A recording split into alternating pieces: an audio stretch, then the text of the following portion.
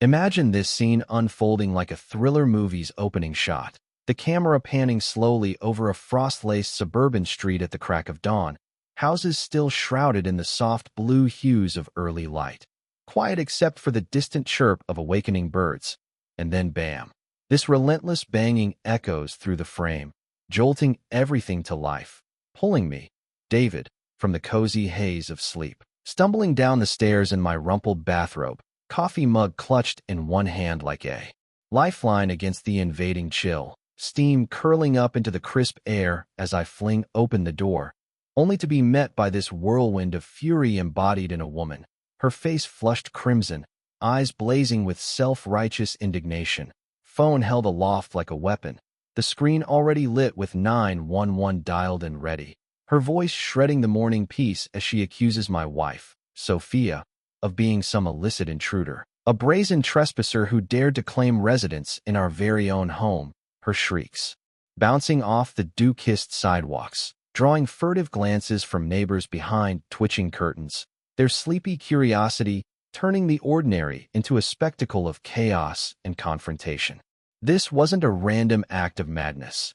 Oh no, this was Margaret Hargrove, the unchallenged despot of our Oak Ridge Estates Homeowners Association, a figure who'd transformed neighborhood oversight into her personal empire, enforcing rules with the zeal of a medieval inquisitor, and now she stood there, trembling with rage, insisting that the police drag away Sophia for the heinous offense of leaving her unassuming Toyota parked in our driveway overnight, as if that modest vehicle posed an existential threat to the community's pristine order, her accusations laced with a venom that made my blood run cold, while I stood frozen in the doorway, heart hammering in my chest, mind racing to comprehend how our blissful new chapter as husband and wife had devolved into this absurd standoff so swiftly, so unfairly, the tension thick enough to cut with a knife, building like the ominous score in a suspense film, hinting at the deeper conflicts lurking beneath the surface.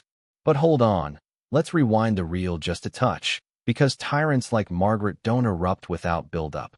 They fester in the shadows of petty grievances until they explode, and in that charged moment, with her finger hovering over the call button, I sensed intuitively that this was the pivotal hook, the inciting incident that would unravel her web of control, because mere minutes later, as sirens wailed in the distance and truths came tumbling out, she'd find herself clutching documents of a far different nature, eviction papers stamped with her own name.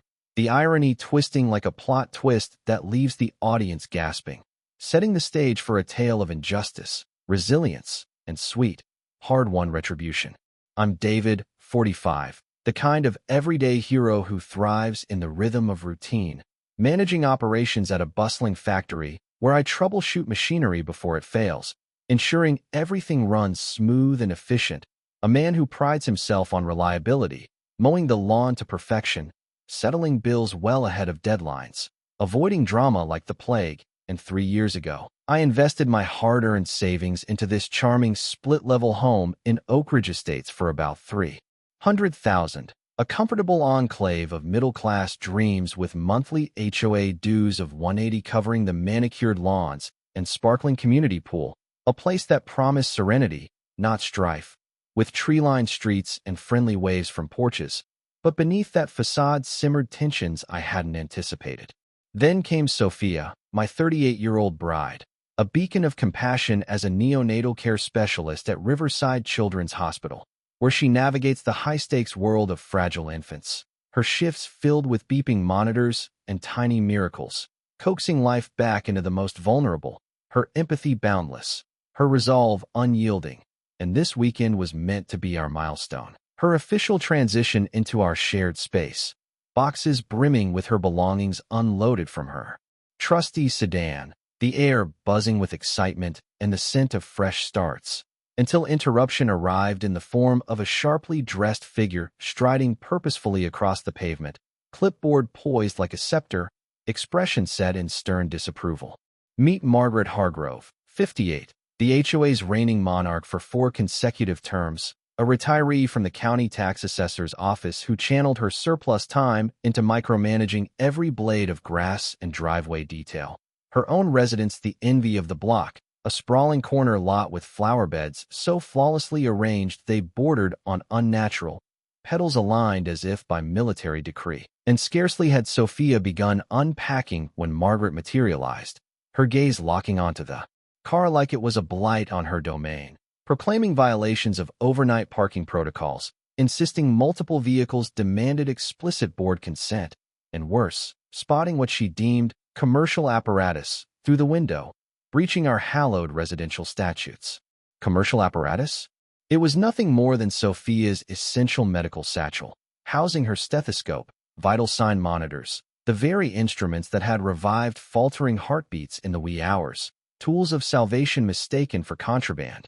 Yet Margaret issued a $150 citation with flourish, her manicured nails rapping against the metal like judgmental verdicts. Brushing aside my hurried emergence with our freshly minted marriage certificate and updated deed, both documents affirming Sophia's rightful place beside me, but she scarcely glanced, muttering that regulations superseded personal affairs, some individuals fancying themselves exempt, her tone laced with a smug superiority that grated like sandpaper on skin, retreating with a victorious click of heels, leaving Sophia rooted in place, arms laden with a carton of medical journals, her hospital badge still clipped to her scrubs from the previous night's vigil over premature souls, her expression a heartbreaking blend of bewilderment and wounding, this guardian angel of children reduced to feeling like an unwelcome intruder on her own threshold.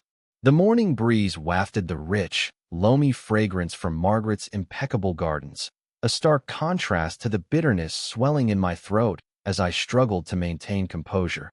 But witnessing Sophia's quiet vulnerability, the way her eyes shimmered with unshed tears, it ignited a protective fire within me, a simmering resolve that this couldn't stand. This woman who dedicated her life to mending the broken now targeted for merely belonging. And as Margaret vanished into her fortress, the neighborhood's watchful eyes darted away, curtains snapping closed like complicit veils over unspoken alliances. That evening, as twilight painted the sky in soft purples, we sat at our worn kitchen table, Sophia still in her faded uniform after a marathon 12-hour stint, her suggestion to simply pay the penalty hanging in the air like a white flag, her voice laced with fatigue, not wishing to escalate into further discord, her fingers interlaced with mine, carrying the faint, sterile whiff of hospital cleansers, a reminder of her daily battles against mortality, and I squeezed back, feeling the calluses born of her tireless care, declaring firmly that we wouldn't yield, not to this intoxicated autocrat who dared to dictate our domestic peace. Later that night, as we lay in the dim glow of streetlights filtering through blinds, the far-off drone of traffic a soothing undercurrent, I made my silent vow. Margaret Hargrove had unwittingly declared war on a family unwilling to surrender without a fight, her overreach awakening a determination I hadn't known I possessed. Days blurred into a pattern of escalation, my morning coffee ritual shattered by yet another official rap at the door, this time a county compliance officer, his uniform crisp, clipboard mirroring Margaret's, but his demeanor apologetic, relaying a complaint of unauthorized boarding operations at our address, and I ushered him inside, touring our unassuming abode. 2 cozy bedrooms, 1 loving couple, 0 illicit lodgers, him jotting notes, inquiring politely, then exhaling in exasperation upon learning of the unlicensed health clinic allegation, eyeing Sophia's modest bag near the entry, its leather infused with that telltale antiseptic aroma, confirming it as mere professional necessities, dismissing the report as a blatant misuse of resources, someone clearly harboring a grudge. Yet the onslaught persisted, Sophia returning from her shift with a pallor that chilled me, her whisper revealing an anonymous tip to the hospital insinuating misuse of equipment and ethical lapses, the leadership brushing it aside, while Awa of her impeccable standing, but the sheer audacity of attempting to undermine her vocation, to strike at the core of who she was, it sent tremors of fury through me, my fists clenching involuntarily as I enveloped her in an embrace, vowing to shield her from this venomous campaign. Then came the insidious notes, slipping into our lives like shadows, one wedged under the windshield wiper on a foggy Tuesday dawn, blocky letters on luxurious stationery I linked to HOA dispatches, urging preservation of family-oriented vibes. Another tucked in the mailbox midweek, bluntly stating certain elements didn't mesh, the messages escalating in subtlety but not in malice. Culminating Thursday when Sophia stepped out to commute and halted abruptly, her gasp audible as she beheld the deep, malicious scratch marring her car's flank. Paint peeled back to reveal raw metal like a deliberate scar, her posture deflating in a way that shattered my heart. And in that instant, something primordial snapped within me, a resolve crystallizing like steel under forge heat, prompting me to do what I should have from the outset: immerse myself in the HOA bylaws. That night, under the warm glow of our kitchen lamp, I pored over the 47-page tome, highlighter gliding across clauses, irritation mounting with each revelation, echoing my late father's adage about outmastering adversaries at their own games. And lo and behold, Margaret's hypocrisies leaped from the text, her backyard barrier exceeding the mandated 6-foot cap, verified by my covert tape measure under cover of dusk, the cold steel evoking her own tyrannical tools, her opulent deck. Expansion lacking requisite permits and board nods, expenditures ballooning well beyond $5,000 without oversight. But the true gem lay in the equity mandate, enforcement obligatory across the board, no selective vendettas, a provision crafted to thwart precisely such despots. Friday dawned with purpose, me lodging formal grievances with the board, appendices brimming with snapshots of her transgressions, a meticulous chronology of her assaults on Sophia, invoking the fairness doctrine, petitioning an expedited assembly to rectify these glaring oversights. And when Monday's gathering convened in the Stark Community Hall, lights flickering overhead like portents of storm, Margaret entered with her trio of sycophants, anticipation of dominance etched on her features. Presuming to steamroll any opposition, yet I sat poised with my dossier, a subtle grin betraying my readiness, opening with a redirection to address genuine infractions before fabricating ours, distributing copies that whispered across the laminate like harbingers, observing her visage cycle through pallor and flush as colleagues scrutinized evidence of her fence and patio sins, her denials sputtering forth ridiculous deflections. But the chamber thickened with unease, board members, ordinary folks seeking harmony, probing her with incisive queries on her intent to self-correct, her authority fracturing visibly. She declared adjournment unilaterally, snatching documents and bolting, the slam reverberating like a gavel's fall. But underestimating her backlash would prove naive, her humiliation fueling a fiercer retaliation. Dawn revealing a suspicious vehicle idling opposite, its occupant wielding a camera, lens catching sunbeams like a hunter's scope, Sophia phoning midday, voice edged with unease, describing the voyeur peering from afar, the bitter tang of my lunch coffee mirroring the sour turn of events, realizing Margaret had enlisted a sleuth to unearth dirt, the absurdity delicious. She, the rule breaker, branding us villains. Midweek, Sophia's superior summoned her under humming office fluorescence, relaying a formal grievance alleging instability from domestic turmoil impairing judgment, the no-nonsense leader chuckling it away after years of collaboration, yet mandating HR notation. The lavender balm Sophia applied that night filling our bedroom with calming notes, her form hunched on the bed's edge, murmuring perhaps relocation was wiser. The toll of career sabotage weighing heavy, illuminating Margaret's endgame. Not mere annoyance, but expulsion through relentless siege. Thursday ushered as zoning inspector, anonymous claim of home-based practice violating codes. The seasoned official inspecting Sophia's kit, dismissing unless operations occurred amid living room furniture. And that's when strategy shifted, me dialing Emily Thompson, a battle-hardened HOA litigator, her tone world-weary yet sharp over the line as I paced tile floors, elucidating how targeted persecution birthed association vulnerabilities, akin to employment safeguards transposed to housing, counseling meticulous logging of encounters with timestamps and attestations, mirroring Sophia's clinical protocols for self-preservation, then unleashing the revelation. Requisition 3 years financial ledgers, a member's entitlement Margaret couldn't lawfully withhold, often unmasking concealed improprieties, my foreman's old maxim ringing true, reluctance to reveal engines signals breakdowns. The requisition ignited Margaret's frenzy, a hasty conclave to safeguard confidential data, her evasion reeking of guilt, but overrides compelled disclosure. And as Sophia and I dissected stacks under dining light, ink fresh and accusing, the fraud materialized.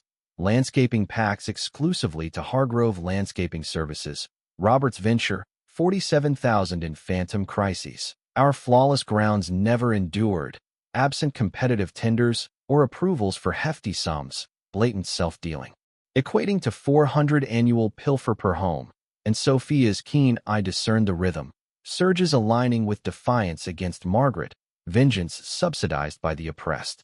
This wasn't haphazard greed, but orchestrated plunder, payouts veiling reprisals, and reconvening with Emily, her office redolent of aged tomes and brewed Java. She sifted proofs with surgical focus, exhaling that this transcended ethics into criminal territory, fiduciary dereliction stripping protections, no bids on major outlays, personal accountability inescapable, harassment amplifying to witness tampering, conservative calculus hitting 50 grand in reparations, liens enforceable to compel asset liquidation. The blueprint solidified, ultimatum for restitution and abdication, or propel to DA and civil suits. Yet the masterstroke, unveil at forthcoming plenary, shattering apathy with irrefutable facts, preparation akin to scripting a climax, recruiting Harold Jenkins, adjacent retiree with forensic accounting prowess from IRS days, his enthusiasm palpable as he forged digestible charts. Sophia charting harassments with medical meticulousness, Hughes denoting escalations tied to thefts, pattern diagnosis. Irrefutable. Enter Laura Kim, corruption hound for the local rag, notepad poised, sensing a Goliath-slaying narrative, her probes exposing further. Hargrove Landscaping a facade sans credentials, insurance, staff beyond Robert. Inflows matching outflows sans operational costs, a conduit for embezzlement, and Detective Sullivan, community resident off-clock, peruse timelines, elevating petty falsities to felonious schemes when masking felonies. As walls constricted, Margaret's desperation surfaced, a shoddy attorney's card under our blade, her outreach to Harold's former firm rebuffed with criminal counsel advice. Then nocturnal sabotage, mailbox demolished in splinters across turf, deceiver, daubed crimson on garage panels, surveillance footage nailing her form and vehicle, Detective Sullivan classifying federal offenses, chronology bellowing intimidation.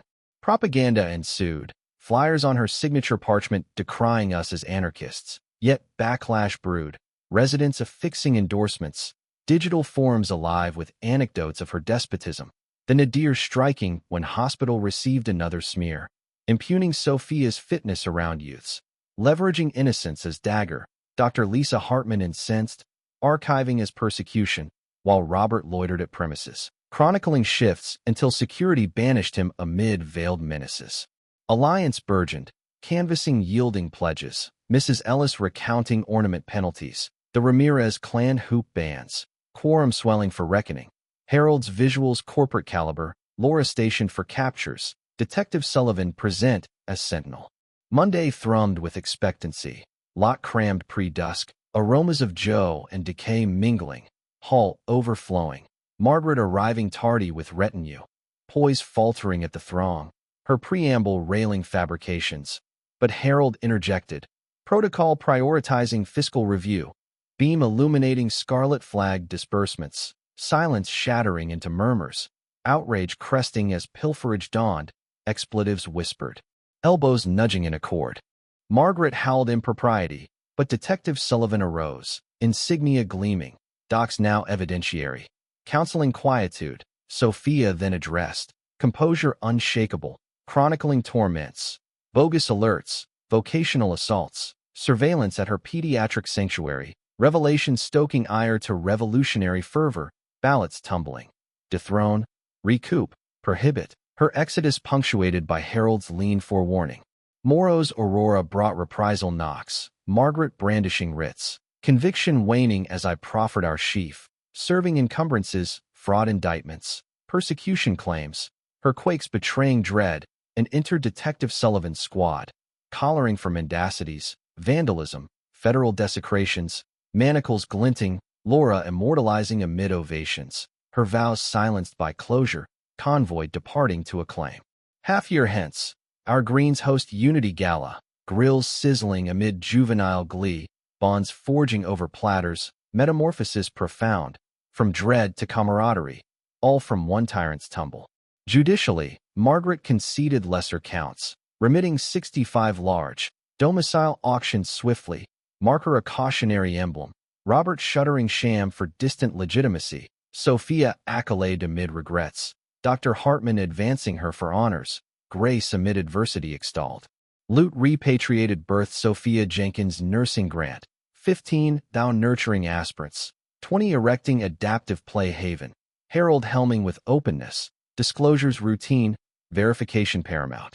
Laura's saga garnered laurels, catalyzing regional scrutiny, reclaiming fortunes, enacting audits dubbed Hargrove Safeguard, Emily specializing, wall adorned with Harold's opus. Mending gradual, Sophia's woes dissolving, valuations surging 12% on Unity Allure, clans converging, Detective Sullivan saluting arrest over sides, Twilight shadowing swings of equity, grips entwined, fulfillment profound. We've sculpted beyond vindication, a bastion of equity, clarity, security, affirming muteness empowers oppressors, solidarity repossesses righteousness. Now, ponder this. Amid such iniquity, where lies the boundary between upholding ethics and veering into reprisal? Or does virtue compel unveiling every obscurity to avert further anguish? Weigh in on morality's scales in these skirmishes, for equilibrium shifts solely when we boldly retort.